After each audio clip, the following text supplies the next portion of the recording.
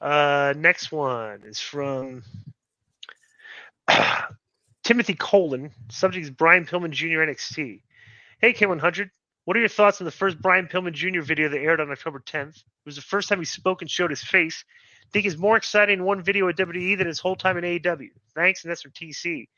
That's been the consensus. Everybody said they care more about Brian Pillman after a 1 minute video in WWE than bro, how could you not? The guy got buried every time he showed up, including his own city. Right. Okay. And in one vignette, he's interesting. Right. Yeah. I want to see where they're going from here. Yeah, absolutely. Yeah. Lexis King is his name. Lexis King. I like that name. Lexis King. Oh, that's his name? That's his name. Lexis yeah, that's King. Right, because he said King is my last name. Yeah. Yeah, so his name's going to be Lexis King. All right. So I like that. Next one is from Jeffrey Lange, and the subject is road trips and music tag. Hey guys, knowing you put a lot of miles on the road, I was wondering what your top 3 favorite artists were to listen to. Also, what wrestler had the best chemistry with you that you tagged with? Thanks, and that's from Jeffrey Bravo. I did chemistry with Alex Wright. Top 3 favorite, bro. We listened to house music when we traveled, so we didn't really listen to artists. You got any comment on this, Conan? What was the question? What are your top 3 favorite artists? But we listen to house, like we listen to house music, so we didn't really listen to artists when we were on the road. When I was on the road, I mostly 100% was like hip hop. Yeah. So, who did you who was your what do you call it? Best chemistry with in the ring? In the ring, probably Eddie, you, Psychosis, and Ray. All right. Next is from Justin Alcade, and the subject is our WWE Amazing Trolls. Hello, Joe, Disco, and Conan. I know Disco and Conan said that wrestling business is very petty, and I think October 10th is a great example of that. The WWE said they were happy for Edge's in a new place and doing his thing, and then on the show, he has his first match. They stack up NXT to beat them in the ratings and show up his debut and spoil Tony Khan's birthday.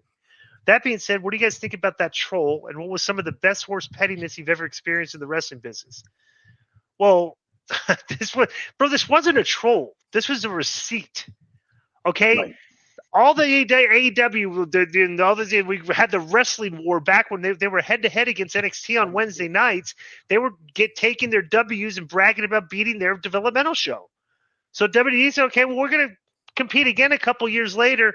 It's not going to really be our developmental show. We're going to see how you do if you're head-to-head with some of our main roster stars. Right. And they obviously got, they got beat. So that's what a troll. It was just a very clever counter program. Go ahead. Cody, you broke up, by the way. Yeah, you might be too far away. Yeah, like you said. Go ahead. Can you hear me? We can hear you now. Yeah, good. Yeah. That's like you say, it's counter programming. It isn't trolling, Right. And was there another question in there? No, but I agree with everything you said. Yeah. Alexis Figueroa. This is the second one this week, so we guess this is automatic suspension for 1 week for 2 email submissions. There you go. Subject is NXT and Dynamite. Hello, team. After switching between channels from NXT to AEW this past Tuesday, I found myself more attracted to NXT. The show's quality looked apart despite the limited crowd on hand. It just looked sharper.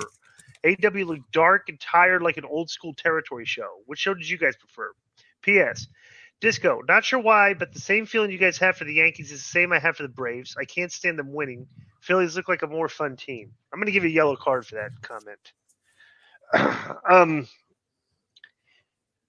Well, the thing with the NXT, here's the thing. WWE programming is producing soap opera story television. Okay, AEW is just producing matches and hyping up the matches and like the work. Like these are great matches. That's basically their sell. So when these two shows are competing each other head to head, and AEW is putting on like 4 15-minute matches, and you're trying to sell the matches as like so great. Unfortunately, the people in the middle of those 15-minute matches are going to probably change the channel, see what's going on the WWE programming, and the production just looks sharper.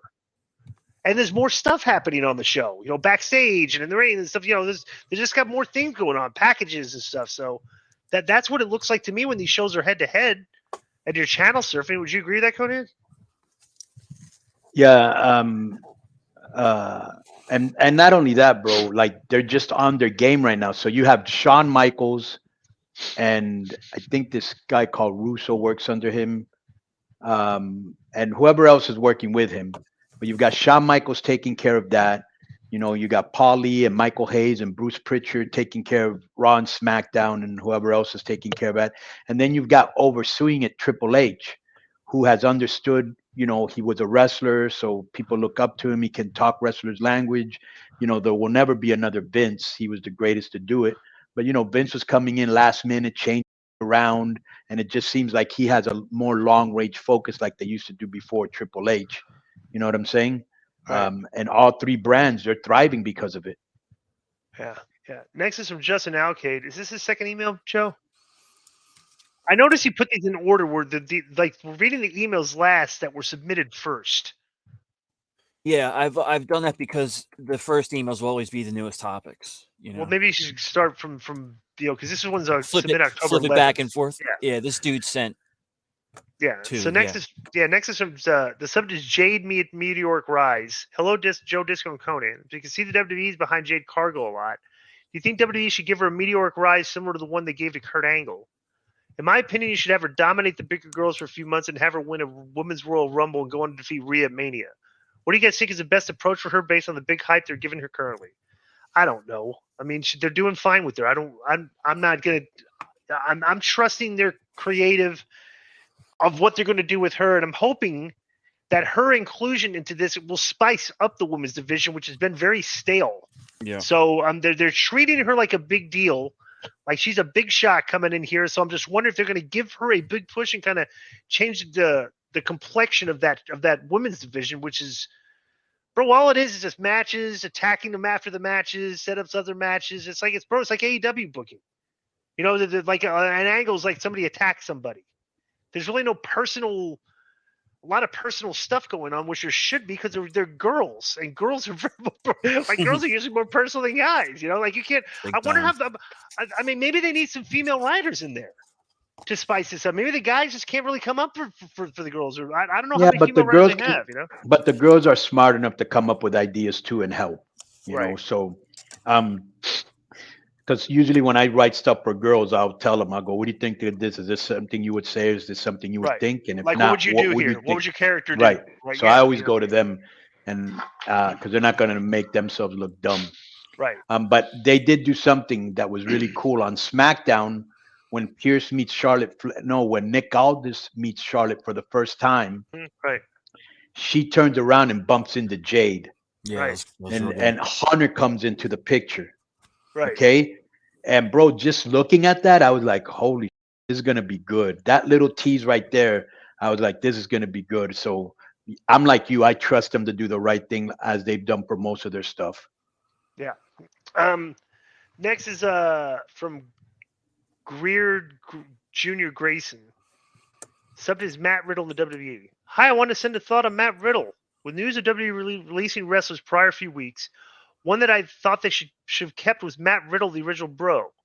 One of the matches that made me a fan of Matt Riddle, I thought it was an amazing match, was when Randy Orton and Matt Riddle were the tag team RK Bro, and their match against Jimmy and Jey Uso for the unified titles on May 22nd. What an awesome match. It kicked off the bloodline in their championship reign. I think he made WWE exciting and brought in a lot of new fans. And I think even with his personal life struggles he had, he was open with fans about it. He was the main event for a while. And I thought Matt Riddle was an all-time great at WWE. So this guy didn't have a question, so we're going to suspend you for a week. Great. You love Matt Riddle. Yeah, definitely love Matt Riddle. Okay, Next, so go ahead. Let me just say something real quick because I forgot. Ross Foreman just hit me up that I forgot about this, that I have to do this media thing with them at 4:00. It's till 4:30. Do you want to come back at 4:30 or do you want to revisit this? We got one more question. Thursday? We got one more question. Can you do it Thursday? At 5:00, right? Yeah. Because I can go to 7:00 on Thursday. All right. So back, okay. Hey, K100. This is from Distorted Noise, TNA FSN question. Back when TNA was on FSN, they featured an on-screen 10-minute timer during the wrestling matches. I attached a picture of this in the email for reference. I'm probably in the minority, but I absolutely love this presentation as a fan. I felt like it really added to the seriousness of the matches taking place. On the rare occasion the timer would elapse rather than a draw, the winner would be decided by a judge like Larry Zbyszko. The decision usually being a plot device to further an angle. I'm curious why TNA didn't continue this as any part of this concept even after they left FSN, and also why has no other promotion done something similar since? Granted, if a promotion tried this today, they would have to probably extend the timer to 15-20 minutes, knowing the average length of matches seems to go up and up. Would love to hear a perspective about this. I'm curious if the timer was ever a factor considered when it came to creative or booking behind the scenes. Thanks for the years of great content. Keep up the great work. Bro, the wrestling fan has been trained. Like, they don't care about the time and time limits. It's just a soap opera where we throw stuff in the ring and they fight occasionally, and that's, like, the rules are kind of like a foregone conclusion, That's always been my take. Well, what about you? How about, are you a fan of the win-loss records when they come Absolutely out? not. Now Right. it says Brian Cage has won 5 of his last 6 matches. It's like a selling point. Like, I'm gonna stay and watch this, right?